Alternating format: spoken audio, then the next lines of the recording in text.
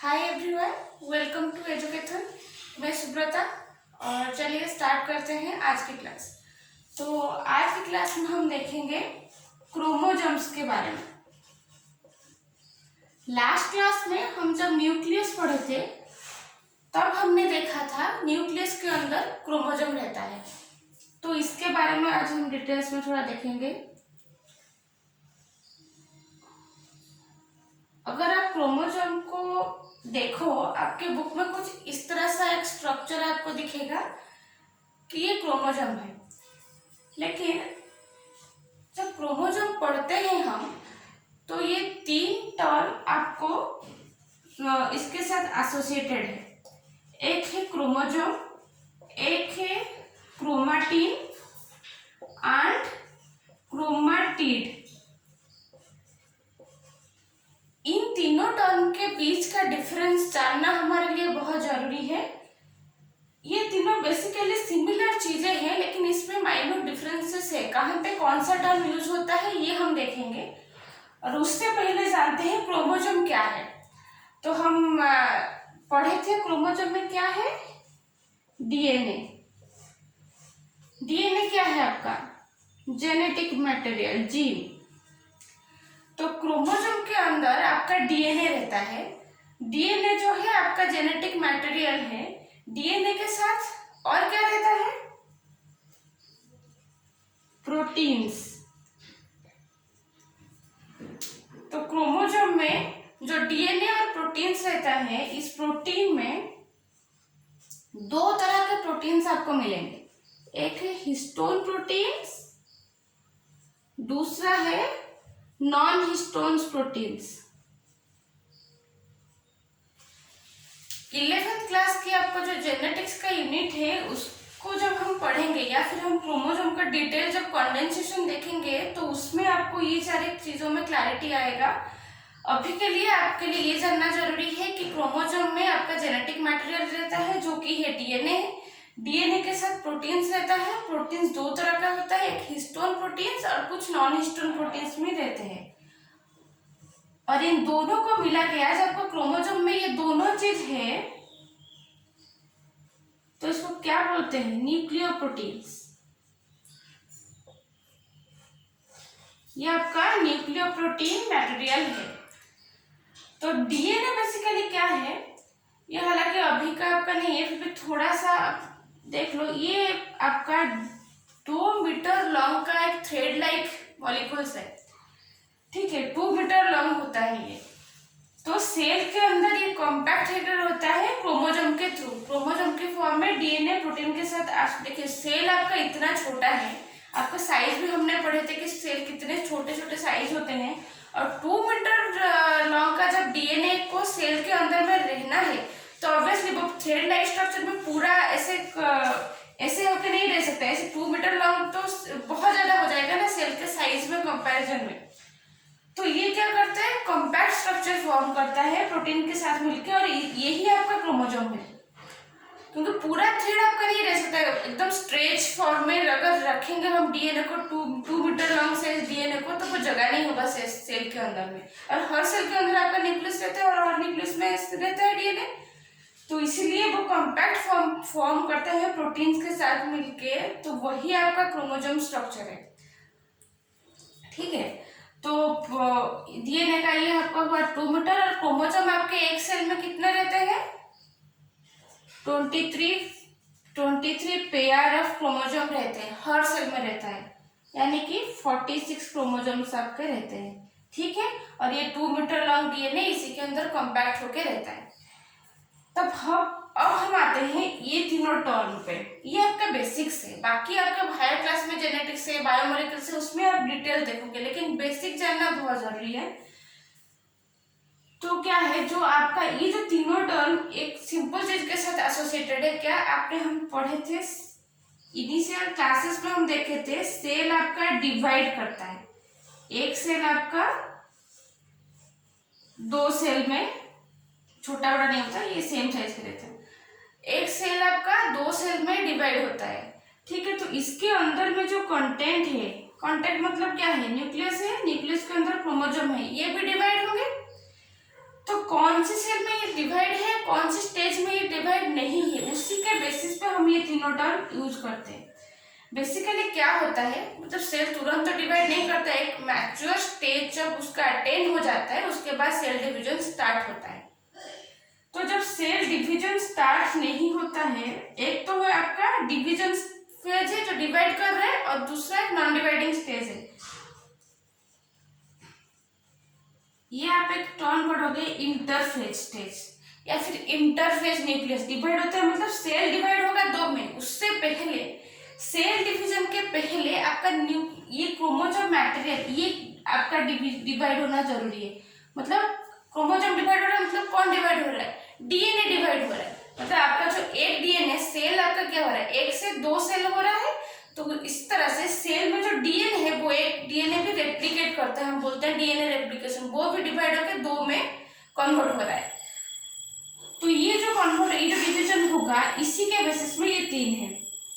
तो interface state या फिर जो इंटरफेस न्यूक्लियस होता है, यहाँ पे मतलब सेल डिवीजन को अगर हम देखें तो एक इंटरफेज होता है, एक एम फेज होता है। डिटेल में मत जाओ, खाली आप सिंपल टर्म देखो। तो इस स्टेज में क्या होता है, आपका ये जो डीएनए है वो रेप्लिकेट हो जाता है, मतलब डीएनए डिवाइड हो जाता है। इस फेज के एंड में क्या होता है आपका, ये जब एंड हो जाता है, यहाँ पे डिवीजन कंटिन्यू किया, उसके बाद आपका सेल डिवाइड होकर दो में कन्वर्ट हो जाता है। आफ्टर दिस टू ओवर, ये दो चीजें खत्म होने के बाद आपको एक सेल से दो सेल जो मिलेंगे उसमें क्या होगा, डीएनए भी डिवाइड होके जाएंगे। क्योंकि देखिए ओरिजिनल सेल में आपका जो नंबर है वो मतलब यहाँ से कांटेक्ट पूरा दोनों सेल में पास ऑन होना है। यहाँ पे जो भी है राइबोसोम, यहाँ पे जो इस सेल में होगा राइबोसोम से, इसमें भी राइबोसोम होगा, इसमें भी राइबोसोम होगा, इसमें गोल्जी है तो इसमें भी गोल्जी होगा, इसमें भी गोल्जी होगा, इसमें डीएनए है तो इसमें डीएनए होगा, इसमें भी डीएनए होगा, और इक्वल नंबर में होंगे इसमें जितना है। तो इसमें क्या होगा, तो ये कंटेंट को मल्टीप्लाई करेगा ना। अगर ये सेम ही रहेगा तो डिवाइड करके कैसे आएगा, तो इसमें अगर इसमें जो राइबोसोम है इसमें भी आना है, इसमें भी आना है, तो क्या करेगा, सेल ग्रोथ करेगा, उसका नंबर मल्टीप्लाई करेगा इसके अंदर सारे कंटेंट का, तभी तो जाके डिवीजन आएगा, इसमें भी कंटेंट आएगा, इसमें भी आएगा। तो उस तरह से वो डीएनए डिवीजन होता है। तो इसके लिए दो स्टेज होता है, इंटरफेज और एम फेज, दोनों क्रॉस होने के बाद आपको सेल आपको दो सेल आपको मिलता है। तो ये जब डिवीजन कंटिन्यू होता है तब क्या होता है, ये वाला पार्ट में थोड़ा इरेज करती हूँ।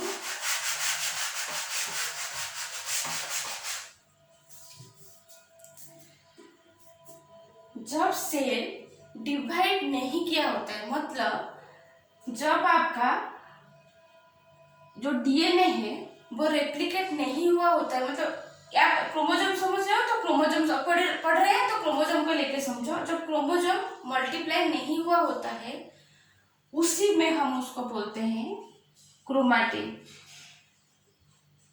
जब सेल में डिवीजन नहीं हुआ है, सेल डिवाइड नहीं किया हुआ है, तब इसको बोलते हैं क्रोमैटिन। क्या है इसमें, डीएनए प्लस प्रोटीन सेम रहेगा, स्टेजेस में क्या फर्क आएगा, उसके शेप वाइज क्या फर्क होगा। ये जो क्रोमैटिन है ये एक बहुत लूज नेटवर्क होगा, मतलब प्रॉपरली ऑर्गेनाइज्ड नहीं है, लूज नेटवर्क है, और ये कंडेंस्ड स्ट्रक्चर नहीं है, कंडेंसेशन नहीं है। क्रोमैटिन जो है लूज नेटवर्क है। कब हम इस क्रोमोसोम को, मतलब बेसिकली क्रोमोसोम को ही बोलते हैं क्रोमैटिन और क्रोमैटिड। स्टेजेस देखना है कहाँ पे क्या बोलते हैं। जब डिवीजन नहीं हुआ है तब उसको बोलते हैं chromatin. DNA protein same histone non histone और डीएनए रहता है, लूज नेटवर्क रहता है, और ये कंडेंस्ड फॉर्म नहीं है। तो अगर ये कंडेंस्ड फॉर्म नहीं है, सेल के अंदर इसका अरेंजमेंट ऑर्गेनाइज्ड नहीं है, तो क्या आपको ये विजिबल होगा, नहीं होगा। मतलब आपको ये तो पता है ना, हम माइक्रोस्कोप में क्रोमोसोम को विजुअलाइज कर सकते हैं, तो किस स्टेज में करेंगे, क्रोमैटिन स्टेज में कर सकते हैं क्या, नहीं। क्रोमैटिन स्टेज में क्रोमोसोम विजुअलाइज नहीं कर सकते, मतलब उसको प्रॉपर स्ट्रक्चर हम नहीं देख सकते कि क्रोमोसोम में क्या है। क्यों नहीं देख सकते, क्योंकि ये ऑर्गेनाइज नहीं है, कंडेंस स्ट्रक्चर नहीं है। Condense means compact structure. ऐसे देखो, कोई भी चीज आपको ऐसे ऐसे ऐसे ऐसे फैला हुआ मिलेगा तो आप उसको प्रॉपरली देख सकते हो, मतलब या फिर आपको छोटे से ऑर्गेनाइज्ड वे में जब आपको दिखेगा तब आप देख सकते हो। तो ऑब्वियसली जब ऑर्गेनाइज्ड वे में दिखेगा, कंडेंस्ड होगा तब भी दिखेगा, जो छोटे साइज में होगा मतलब कॉम्पैक्ट होगा। तो क्रोमैटिन कॉम्पैक्ट स्ट्रक्चर नहीं है, मतलब वो लूजली अरेंज्ड नेटवर्क है सेल के अंदर, इसीलिए क्रोमैटिन स्टेज में हम विजुअलाइज नहीं कर सकते। उसके बाद इंटरफेस में क्या होगा, आपका डीएनए डिवाइड करेगा, मतलब जब डीएनए डिवाइड करेगा 1 से 2 हो जाएंगे। जब ये 1 से 2 हो जाएगा उसी स्टेज को हम बोलते हैं क्रोमैटिड। और इन दोनों को हम बोलेंगे क्या, जब डिवीजन हो जाता है क्रोमोसोम का, ऐसे ऐसे 2 जो फॉर्म हो जाते हैं तो इन दोनों को बोलेंगे सिस्टर क्रोमैटिड्स, इन दोनों को बोलेंगे सिस्टर क्रोमैटिड्स। पहले था ना, ये 1 था ना, तो डिवीजन हो गया, ऐसे 2 2 हो गए, इसका 2 इसका 2, तो ये इन दोनों को बोलेंगे सिस्टर क्रोमैटिड्स, इन दोनों को भी बोलेंगे सिस्टर क्रोमैटिड्स, इन दोनों को बोलेंगे नॉन सिस्टर क्रोमैटिड्स। ये थोड़ा हायर कॉन्सेप्ट है, इस पे मत जाओ आप, इतना बस देखो इस स्टेज में क्रोमैटिन, इसके बाद हम बोलने लगेंगे क्रोमैटिड, ठीक है। तो इसी स्टेज में भी विजिबिलिटी आपको उतनी नहीं आएगी, ठीक है, क्योंकि ये भी पूरा ये कंडेंस स्ट्रक्चर नहीं है, ये भी कंडेंस स्ट्रक्चर नहीं है, ठीक है। तो कंडेंसेशन कहाँ से स्टार्ट होता है, जब आप एम फेज में एंटर करते हो। तो एम फेज में क्या होता है, उसके बहुत सारे फेजेस होते हैं, हम अभी उसको नहीं देखेंगे।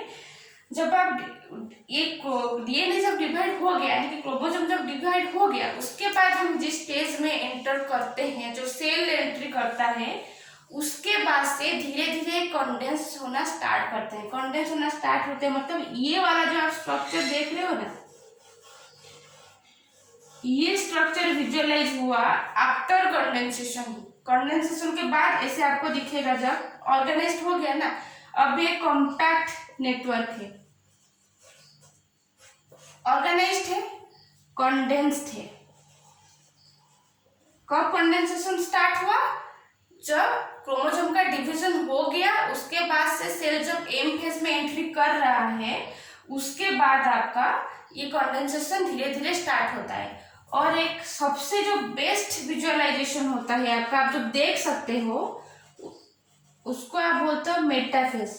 तो जनरली आप देखोगे कि क्रोमोसोम्स जो टाइप्स होता है, हम आगे देखेंगे, तो ये वाला स्ट्रक्चर मेटाफेजिक क्रोमोसोम को स्टडी करने के बाद पता चला ऐसे आता है। तो मेटाफेजिक क्रोमोसोम है, उसको ही हम विजुअलाइज कर सकते हैं। और ये वाला जो ये स्टेज में हम इसको क्रोमोसोम बोलते हैं। तो ये जो एम फेज में एंट्री करने के बाद जो कंडेंसेशन स्टार्ट हो रहा है ना, उसको क्रोमोसोम बोलते हैं। और ये कैसे हो रहा है, कैसे मतलब क्रोमोसोम अरेंजमेंट कैसा है, ये अगेन आप हायर क्लास में देखोगे। तो अभी के लिए ये रहा आपका क्रोमैटिन, जो नॉन डिवाइडिंग स्टेज में रहा। जब डिवीजन हो गया क्रोमैटिड्स, उसके बाद जो कंडेंसेशन हो रहा है उसको हम क्रोमोसोम बोलते हैं। और बेस्ट विजुअलाइजेशन होता है आपका मेटाफेज स्टेज में। ये एम फेज का एक पार्ट है। इतना तक हुआ। और आप कैसे देख सकते हो, मतलब यहाँ पे जब आप माइक्रोस्कोप में अगर इसी स्टेज को आप देखते हो, आप प्रॉपरली क्रोमोसोम का स्ट्रक्चर देख सकते हो। मतलब मेटाफेजिक क्रोमोसोम में आप प्रॉपर क्रोमोसोम का जो स्ट्रक्चर है वो आपको विजुअलाइज करने को मिलेगा। तो आप कैसे करोगे इसको विजुअलाइज, कैसे कर रहे हो, जनरली स्टेन लेके करते हैं। तो ये जो क्रोमोसोम को जो स्टेन दिया जाता है वो बेसिक डाई होता है, ठीक है। तो बेसिक स्टेनिंग से हम क्रोमोसोम को विजुअलाइज कर सकते हैं। यहाँ तक मैं होप करती हूँ आपका जो क्रोमोसोम, क्रोमैटिड और क्रोमैटिन के बीच का जो डिफरेंस है वो आपको क्लियर हुआ हो। और उसका जो प्रोटीन है, हिस्टोन एंड नॉन हिस्टोन, इसके बारे में आप डिवीजन जब पढ़ेंगे तब देखेंगे। उसके बाद क्रोमोसोम का स्ट्रक्चर हम थोड़ा सा देख लेते हैं। ये थोड़ा मेरे डायग्राम पर मर जाएगा, ये ऐसे रहता है, ठीक है। तो यहाँ पे एक सेंटर में ये कॉन्स्ट्रिक्शन है, इसको आप बोलते हो सेंट्रोमियर। ये इंपॉर्टेंट है कि डिवीजन में कैसे काम करता है, सेल साइकिल में देखेंगे। इसको आप बोलते हैं सेंट्रोमियर या फिर बोलते हो प्राइमरी कॉन्स्ट्रिक्शन, ठीक है। सेंट्रोमियर के दोनों साइड में, मतलब यहाँ पे दोनों साइड में दो डिस्क शेप स्ट्रक्चर प्रेजेंट है। इसको बोलते हैं काइनेटोकोर, प्रोटीन्स मॉलिक्यूल बेसिकली। ठीक है, सेंट्रोमियर प्राइमरी कंस्ट्रक्शन, साइड में रहा आपका काइनेटोकोर। ये आपका क्रोमोसोम का स्ट्रक्चर है। क्रोमोसोम क्या स्ट्रक्चर है? डीएनए प्लस प्रोटीन का अरेंजमेंट है क्रोमोसोम। तो ये अरेंज होने के बाद सेंटर में आपको दिखा सेंट्रोमियर प्राइमरी कंस्ट्रक्शन और ये काइनेटोकोर। ये सेंट्रोमियर की पोजीशन को हिसाब से, मतलब सेंट्रोमियर क्रोमोसोम में कहाँ प्रेजेंट है, हर बार ये नहीं कि वैसे सेंटर में ही प्रेजेंट हो, तो कहाँ प्रेजेंट है इसके बेसिक पे क्रोमोसोम को 4 टाइप्स में डिवाइड किया गया है। ठीक है, पहला है मेटासेंट्रिक। मेटासेंट्रिक यानी ये वाला स्ट्रक्चर, सेंट्रोमियर एग्जैक्टली सेंटर में प्रेजेंट है और ये जो क्रोमोसोम का आर्म है, ये आपका क्रोमोसोम का एक आर्म है, एक आर्म है। क्रोमोसोम का जो आर्म है या फिर क्रोमोसोम का जो हाफ है, 2 इक्वल हाफ में डिवाइड करता है, मतलब इक्वल ये क्रोमोसोम को डिवाइड कर रहा है। ये है आपका मेटासेंट्रिक क्रोमोसोम। सेंट्रोमियर सेंटर में ही प्रेजेंट है, 2 इक्वल हाफ में डिवाइड कर रहा है क्रोमोसोम के आर्म को। दूसरा है सब मेटासेंट्रिक क्रोमोसोम। सब मेटासेंट्रिक में क्या है? सेंट्रोमियर का जो पोजीशन है एग्जैक्ट सेंटर में नहीं है, थोड़ा सा ऊपर इस तरह होगा, मतलब 2 इक्वल हाफ में डिवाइड नहीं कर रहा है वो क्रोमोसोम को। मतलब क्रोमोसोम यहाँ पे क्या हुआ, क्रोमोसोम आर इक्वल लेंथ में मिला आपको। सब मेटासेंट्रिक में सेंट्रोमियर का पोजीशन एग्जैक्ट सेंटर में ना होकर थोड़ा सा उसके मतलब सेंटर से थोड़ा परे, तो क्या होगा, क्रोमोसोम को आपको अनइक्वल लेंथ में डिवाइड करेगा। मतलब क्रोमोसोम में आपको एक छोटा और एक बड़ा आर्म देखने को मिलेगा। ये आपका हुआ सब मेटासेंट्रिक क्रोमोसोम। दूसरा एक है एक्रोसेंट्रिक क्रोमोसोम। एक्रोसेंट्रिक क्रोमोसोम मतलब आपको एकदम टर्मिनल पे नहीं, लेकिन एकदम एक साइड में आपको सेंट्रोमियर मिलेगा। मैं यहाँ पे दिखा रही हूँ, ऐसा नहीं है, मैं समझाने के लिए दिखा रही हूँ। आपको एक साइड में आपको दिखेगा एक सेंट्रोमियर का पोजीशन, तो क्या होगा, एक एकदम छोटा सा आर्म मिलेगा और एक दिखे ना, यहाँ पे अगर देखें तो ये अगर यहाँ पे आपका रह गया सेंट्रोमियर, तो क्या हुआ, एक छोटा सा आया, एक बड़ा सा लेंथ आया, तो 2 अनइक्वल हाफ में यहाँ पे डिवाइड कर रहा है, लेकिन ये एक बहुत छोटा और एक बहुत बड़ा। ये आपका हुआ एक्रोसेंट्रिक क्रोमोसोम। और दूसरा आपका है टीलोसेंट्रिक क्रोमोसोम। टीलोसेंट्रिक मतलब एकदम एक एक्सट्रीमेंट में प्रेजेंट रहता है, एकदम टर्मिनल साइड में एक प्रेजेंट रहता है और ऐसे आपका पोजीशन रहता है। तो सेंट्रोमियर की पोजीशन के हिसाब से आपको 4 तरह के क्रोमोसोम टाइप्स मिले, मेटासेंट्रिक, सब मेटासेंट्रिक, एक्रोसेंट्रिक एंड टेलोसेंट्रिक। ठीक है, और आपका प्राइमरी कंस्ट्रक्शन हुआ और कुछ सेकेंडरी कंस्ट्रक्शन भी मिलते हैं। मतलब प्राइमरी कंस्ट्रक्शन ये हो गया आपका सेंट्रोमियर, कुछ सेकेंडरी कंस्ट्रक्शन मिलते हैं, मतलब प्राइमरी कंस्ट्रक्शन के अलावा प्राइमरी कंस्ट्रक्शन रहते हैं, उसको छोड़ के कुछ सेकेंडरी कंस्ट्रक्शन रहते हैं। इसको स्टेन किया जा सकता है, ये नॉन स्टेनिंग है, और इसको आप क्या बोलते हो, सैटेलाइट्स।